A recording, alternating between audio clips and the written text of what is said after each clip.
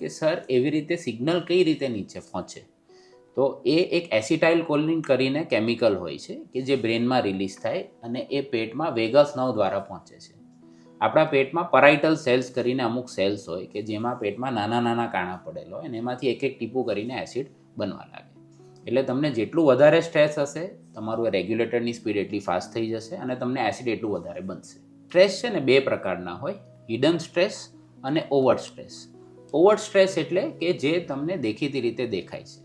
For example કે ઘરમાં કોઈ મોટા ઝઘડા ચાલતા હોય, જેમ કે હસબન્ડ વાઈફના ઝઘડા ચાલે છે, અથવા તો અમુક છોકરાઓ હોય કે જે લોકોને કેરિયરના ટેન્શન હોય કે જોબ નથી મળતી, ઘણા લોકોને ધંધો બરાબર ના ચાલતો હોય કે ઘણા લોકોના ઘરમાં અચાનક કોઈ બી ફેમિલી મેમ્બરને મોટી બીમારી થઈ જાય.